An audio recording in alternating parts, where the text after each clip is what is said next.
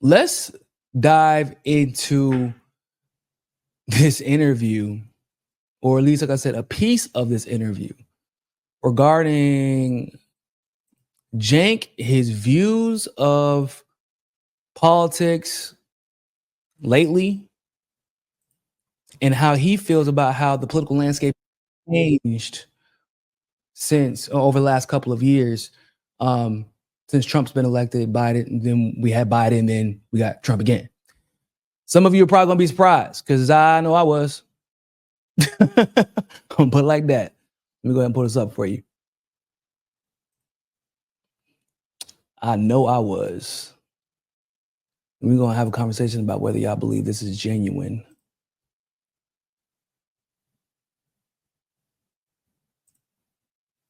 No, it's not. 1 second. There we go. All right, I think everybody can see that. We good? Y'all make sure to like and share this video. Right into it. Cenk, are you now a Republican? Okay, so a lot of people on the left have that theory. The definitive answer is no. So look, I've been a populist all along, and what's fascinating to me is how much politics in America has changed. Because the left-wing populist. First of all, the fact that he started out was, I've been a populist all along. That was what I was like, oh, this is about to be one of them. He making that switch. He hitting the pivot. For all my Friends fans out there, I'm not a fan of Friends, but I know the joke. The pivot. Yeah, that's what he just hit on, y'all. Because he was definitely a conservative, first of all. Then he pretended to be a leftist. And since at least the end of the 2016 election, he has been a fucking raging neoliberal. He has not been a populist. In fact, he spent a concerted amount of effort targeting and attacking every actual leftist populist and some conservative populists, well, mostly conservative populists out there. So let's just go ahead. Y'all see where this is going. That boy is hitting a career pivot. My assumption is the money ain't coming in like it was, and them views probably took a hit. It's like the Bernie Sanders type of guys have been standing a post waiting for our right flank to appear at some point. Because giant things like getting money out of politics, you cannot do alone. The left wing can't do it alone. The right wing can't do it alone. If you want, the only way to fix it is an amendment, because you got to go above the Supreme Court. You need 3/4 of the states. So for me, I've always thought, if we don't get united, we're never going to beat the establishment.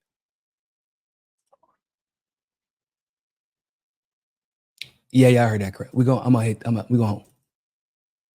one. Let me see. If we don't get united, we're never going to beat this. Got to go above the Supreme Court. You need 3/4 of the states. So for me, I've always thought, if we don't get united, we're never going to beat the establishment. And the establishment has been my enemy forever and ever and ever. And I wish we had beaten them, through Bernie in 2016 or 2020. And I'm not saying that they're knocked out. I mean, the establishment is gigantic. They've got billions and trillions of dollars, and they're going to make a huge comeback in the 2028 primaries. But on the Republican side, they've largely been defeated. And so here's what my left wing guys. So we need to review some things real quick. I can't let that continue like that. Ladies and gentlemen, just refresh my memory, because I'm getting old. I'm 35 now, so my memory is not quite what it used to be. But is this the same Cenk who used to attack Jimmy Dore and other leftists for even discussing the possibility of unity with conservatives along issues that we agree on? Is this the same guy? Did I imagine that the last, 8 years?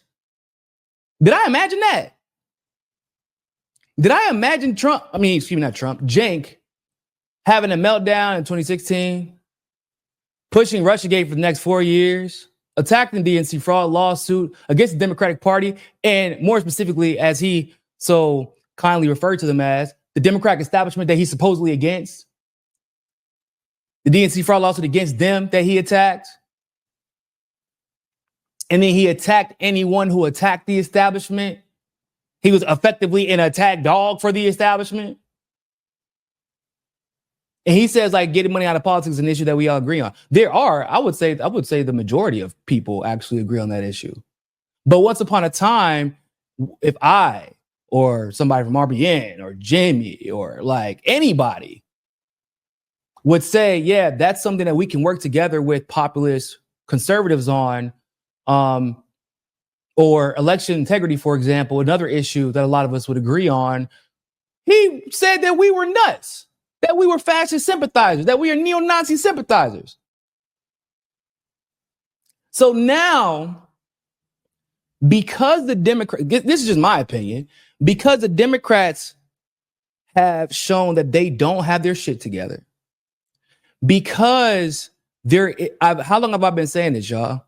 They have no bench. There is nobody up next. There are people who want to be the next Hillary, the next, maybe not the next Biden, but like the next Bill Clinton, the next Barack Obama. There are people who feel like they deserve that opportunity, including AOC, for example. However, what makes that power network of the Clintons, the Obamas, etc., what makes them so significant in the Democratic Party is the fact that they attained their power before they stepped foot in the Oval Office. Nancy Pelosi is probably top 3, or at least at one point was top 3 most powerful people in the Democratic Party, never stepped foot in the Oval Office. Didn't have to. Controlled everything from outside. You get what I'm saying? Like Nancy Pelosi could literally control, more or less, if you had a chance to make it to the Oval Office. That's power. Nobody right now in the Democratic Party has any type of power that would make a person like Cenk, who normally bends the knee to the establishment, say, all right, I'm gonna get in line like I normally do. So you're basically seeing the cockroaches scatter because the kitchen lights turned on and the Democrats have been exposed. That's what I feel. Because he talking about, I've always been a populist. No, you haven't, Cenk. You haven't. You've been a raging neoliberal. Like, if he would have been, if you would have started out the conversation with, yeah, look, these were my views. I was a liberal. I did believe in the Democratic Party. I was extremely anti-conservative. These were the reason why. This is the reason why I'm changing my opinion on a lot of the things that I used to believe. Then you know what? All right, I don't really trust you, but I guess we can have a conversation. Let me hear where you're coming from to figure out if it's valid. No, you go sit here and look all of us dead in the face and be like, I've always been a populist. The establishment's always been my enemy. I know they've been paying my bills. I know I've been echoing every single Democratic establishment talking point, and even some Republican establishment talking points, if we're being completely honest. Every single CIA talking point. We're going to talk about Syria in a little bit. He's echoed every single CIA talking point about Syria. Like, you talking about the establishment's always been your enemy. You literally, like, you are the establishment, bro. That was who was paying your bills. You freak out when the establishment loses.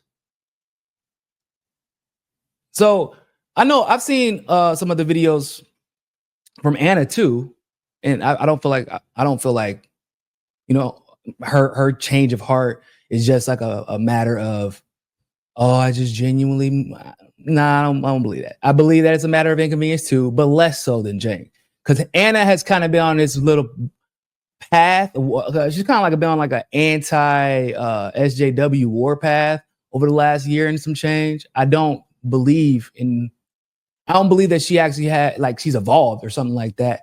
I think that she's pissed and tired of being on a losing team. And then some things she just couldn't ignore, nor could she justify hurting her stardom to continue to support. Like, she couldn't justify hurting her stardom to continue to support the Democratic Party, who is not putting up winning players. That's what I feel. I don't necessarily believe she's genuine either, but probably a little bit more genuine than Cenk, because hell, some of the stuff she's been saying for a year and a half. Cenk woke up yesterday and started saying this shit. Sean Taylor, naming my favorite defensive back. Rest in peace. But appreciate you for the super chat. Good luck. Wing friends don't understand. They think you guys are all MAGA, and MAGA means it's a cult, and they think defeated. And so billions and trillions of dollars, and they're going to make a huge comeback in the 2028 primaries. But on the Republican side, they've largely been defeated. And so here's what my left-wing friends don't understand. They think you guys are all MAGA, and MAGA means it's a cult, and you're never going to disagree with Trump. You're never going to disagree with each other. And that you are like their father's Republicans, but you're not their father's Republicans. And so our side, I've been at. Y'all. This is why I need a vacation, because it's some bullshit. Did he say that we're the ones who think like that? Cause I mean, y'all correct me if I'm wrong. I feel like I'm one of a few, at least, that have had to constantly repeat. Myself, George Galloway, Glenn Greenwald, Nick, Tabby. We're like, yo, why y'all think that every Trump supporter is a raging like cultist? Like, not every Bernie supporter was like that. I wasn't like that. Not every but also simultaneously, when y'all do act like cultists in the cases of like Joe Biden, for example, Kamala, or the Democratic Party in general, y'all don't want to admit that you're being cultist. But people like Cenk will literally refer to MAGA people as cultists, as to conservatives as cultists that were uncritical of Trump. And I'm like, no, I know. I've had people on my show that were critical of Trump. And he's like projecting. He's like projecting everything that he was doing onto the actual leftist populists who challenged the bullshit that was coming out of Cenk's mouth, who challenged him on the accusations that he's making right now, or he says that the left is making. No, Cenk, you're conflating what liberals like yourself are doing and leftist populism. We weren't leftist populists. We're not doing none of that. We were trying to tell you, stay away from that line of thinking because it's dangerous, it's cultish, and it's not further the cause. You can still challenge your adversaries. You can correct them where they need to be corrected. But that's not the same thing as just outright personally attacking people ad hominem because they disagree with the candidate that you chose. This is crazy. Like, and I don't know, maybe Pat ain't really all that genuine himself.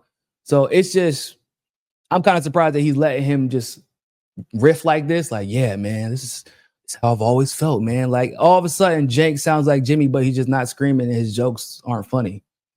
Like, that's just wild to me. Trying to get them to realize that Joe Biden, Nancy Pelosi, all these folks that take the money, they're not on your side. They're on the establishment side, right? And for you guys on the right, when I used to debate you, and I don't mean you guys in specific, I mean in general, all I would get is wall-to-wall talking points. Oh, Mitch McConnell knows what he's doing. Oh, John Cornyn is the best. Oh, George Bush, Dick Cheney. Bruh, I don't even remember him debating people who thought like that. I know a lot of conservatives who hate Mitch McConnell. A lot of conservatives most of them hate Dick Cheney. Hell, they hated Liz so much that they voted her out in her own primary. She didn't even get to make it past the Republican primary. Like, what? What is he talking about? This is crazy to me. Y'all see why I had to cover this, right? Like, this part of the interview is what got me more than probably anything. Because there's no way you can watch this and think he's genuine. There's no way you can watch this and think anything other than, wow, this man must be out on bad times. He got some bad luck. The finances ain't financing. The math ain't mathing. He got some accounts to pay. That's the only thing I could take away from this, because this is some bullshit. I don't know how else to refer to it. Et cetera. And we've been around forever. We're the longest running show in internet history, right? We're the first YouTube partner channel ever. That makes me like the original YouTuber, right? Oh, wow. And so So I battled the Cheneys. I battled all those guys in the Bush years, right? And then I hit Obama from the left, and people got super mad. I mean, that's part of the reason why I had the huge blowout with MSNBC, and I left MSNBC because they didn't want me to hit Obama, and they didn't want me to hit the Democrats. So I've been doing that from day one. And guys, today, I think that, we could do something historic. I think that we could actually unite the left flank and the right flank.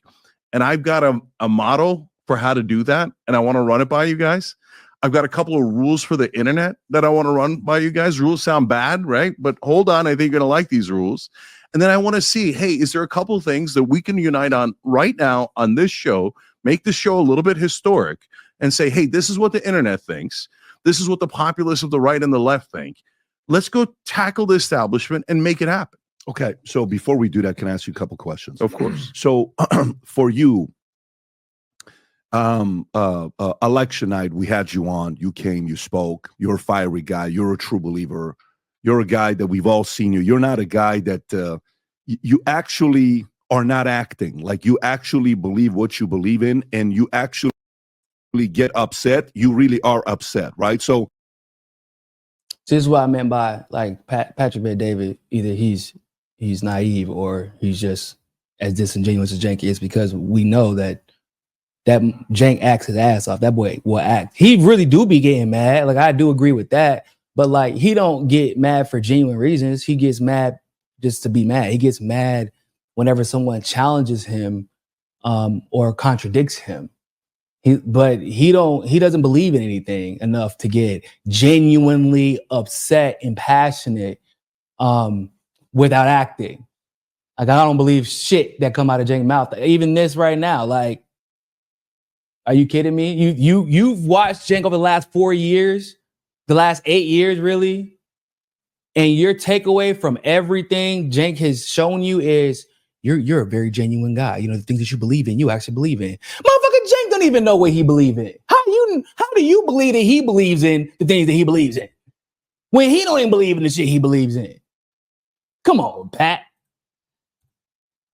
I know it's going to sound weird. I think there is an element of Alex in you. There's an element of you in Alex. I know you don't want to hear that part.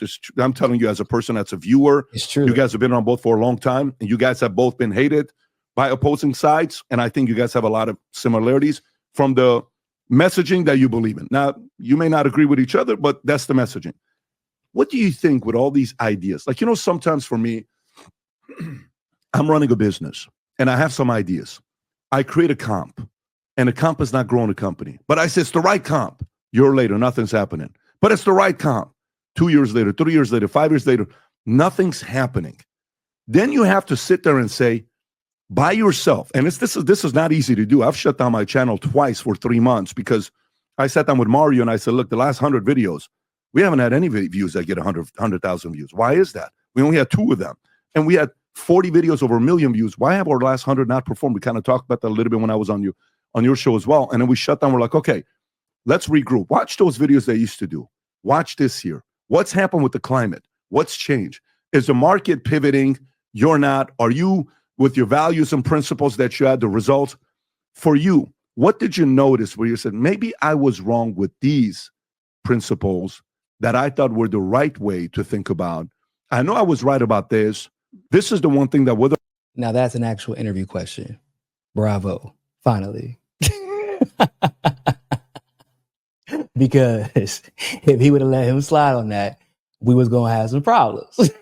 All that book, like he basically is trying to he's trying to use his personal situation to relate to Cenk so that Cenk doesn't feel like he's attacking him. He's like, look, man, I had to admit that some of the shit I was putting out was trash too. And I had to take a step back and reflect. It's okay to do that. If you're making a pivot because of the market, let's talk about that. Because that's what it is. I mean, are we am I bullshit? Right? That's what it is. His market, the views for TYT dropped. They were already being upheld and propped up by YouTube's algorithms. But even with the help of YouTube, they were suffering. They were getting mostly criticisms in the comments. I mean, y'all remember what has been going on the last couple years. Y'all remember what happened on even election night? Like, it got so bad that Emma left. I mean, it ain't like CMC to do much better, but my point is, even Pat's like, look, dog, let's keep it a band. This ain't like out of the, it's not out of altruism. Like, Cenk, you are making a business move. Basically is what he's saying. That's my takeaway anyway. Whether I'm right or wrong, I'm not compromising. It's my conviction. But I know I was wrong about these two things. Is there anything that you personally went through? Yeah, there's a tiny on policy, but more on how to react to the right wing, which is a really, I think, interesting conversation. So look, I get why the left is skeptical, because what happens is usually there's a pattern, and unfortunately some former TYT hosts have done this, where they beseech the right wing. They start agreeing a little bit and then a lot, and then next thing you know, they're pulling a Reuben or eating a Reuben sandwich. And I don't eat that, right? And I don't do that. But what has happened to the core of your— No, he just did it. Like, he did the same thing as Dave Rubin. He just became a neoliberal instead of a neocon. And he hides behind leftist populism the same way that Dave Rubin hid behind being a classical liberal. It's the same shit, right? Just like Ben Shapiro is a right-wing SJW, right? Like, you're still an SJW. It's just that you're the context of your social justice warriorism is just in the context of Zionism and far right lunacy. That's the only difference. So he's like, he keeps I can't stand the fact that he keeps doing this. Like, some people do this. I don't do this, but there have been people on my show who have. Motherfucker, that's you. You is you people. You is the people.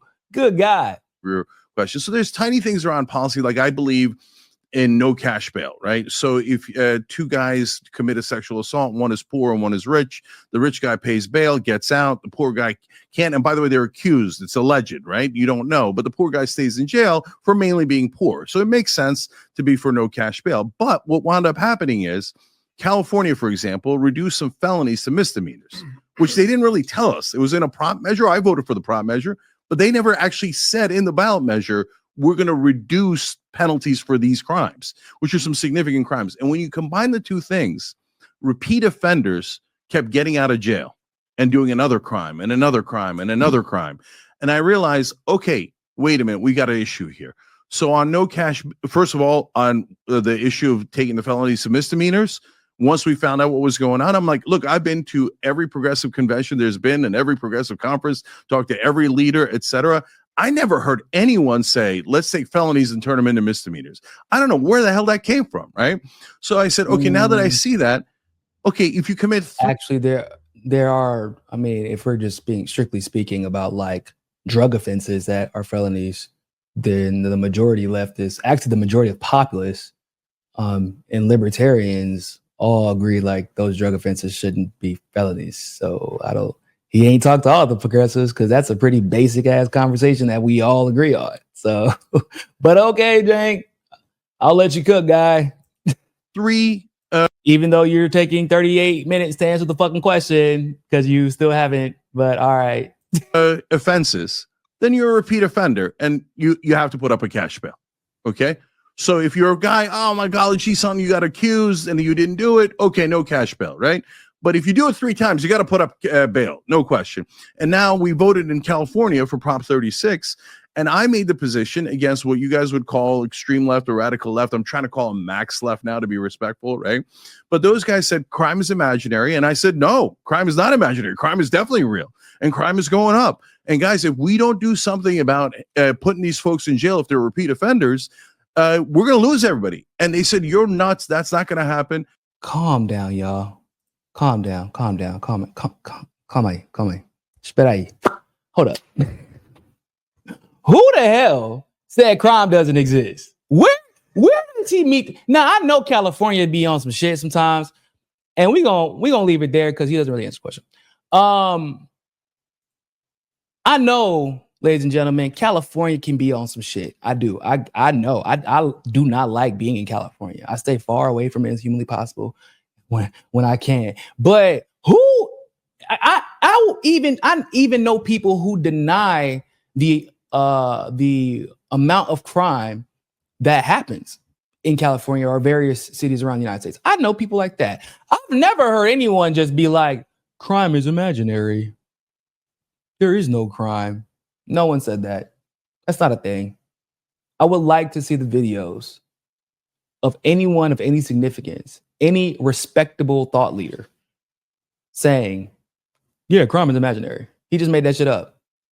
He just literally made up a story off the top of his head to avoid answering a question, basically to understand, where have you evolved? Because you're not even saying where you evolved. You're trying to give us another thing that you supposedly always believed in with a caveat at the end. Like, yeah, I believe that if you do it 3 times, then you should have to pay cash bail. Like, I don't believe in a selective cash bail system. I believe that, no, actually, wrong. I believe that if you commit a white collar crime, then you actually should pay cash bail. That's my exception. That's about it. Other than that, it's either use cash bail or not cash bail. I'm not going to overcomplicate the process, because white collar crimes generally require a lot of investigation before you even get to the point of someone being arrested. This isn't like motherfuckers like cops showing up to your hood and literally just picking people off, hoping to get the big fish, because that's what usually happens. But outside of that, like, cash bail, we shouldn't have cash bail. Like, that's just how I feel about it, except for white collar crimes. But he didn't even answer the question. Whatever answer you just gave is bullshit, because progressives never say like that crime doesn't exist, that crime is imaginary. We've never said that. In fact, I would say that all of us actually have gone out of our way to say it's ridiculous, the crimes that are punished and the crimes that are forgiven.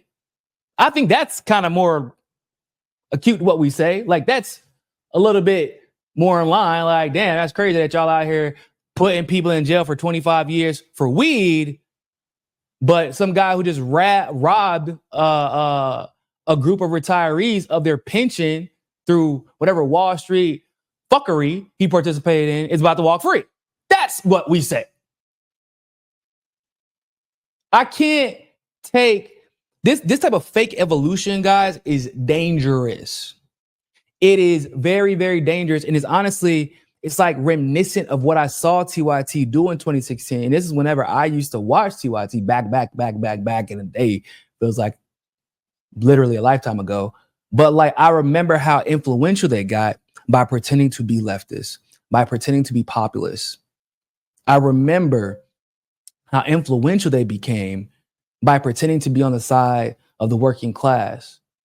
And then when that influence was concretorialized, when it was cemented, they used it to fuck the movement. They were way better at it back then, though. They're not as good at it right now. I ain't gonna lie to you. Because the problem with all these fake people, with people like Cenk, the problem is that, like, we got history now. We have YouTube, we got the videos, we got the internet. We have so much content to point to. We have so much history to point to that you can't act like this is who you are. There was no evolution. This has always been who you've been. And like, no, we got the information, bro. We got the history. We got the receipts. And it's important that as people, for anybody who's watching this video who might see, maybe I've never watched TYT. I know there's a lot of new people, a lot of outraged young people who are now coming to YouTube, going to TikTok, Instagram, wherever, to get their news. And I need y'all to know, if you're watching this video, these type of people are not to be trusted. Cenk is not to be trusted. Because I was a young person once upon a time. Still had gray in my beard, but I was still young. And I remember all these people who pretended to be allies, who said the same things that you're saying. You thinking, wow, this person has no reason to lie. And they're agreeing with me. And then when they hit that pivot, you've built this kind of like this connection with them because maybe they've introduced you into politics in some way, form, or fashion. right? They become part of your daily routine. Somebody you actually believe in as a person, you felt was a genuine person. And when they hit that pivot, you pivot with them. Or at the bare minimum, you become afraid to challenge them. And we saw a movement fractured. Not only the movement itself, but the activists and the voices that were leading the movement. Everything became fractured. People's careers got hurt, friendships got ended. The movement, it became about who was genuine, who was lying, who wasn't. It became about everything else except for moving forward in progress. And it was because of shit like this that Cenk is pulling. Whereas, I've always been a populist. What do you mean? This is who I am.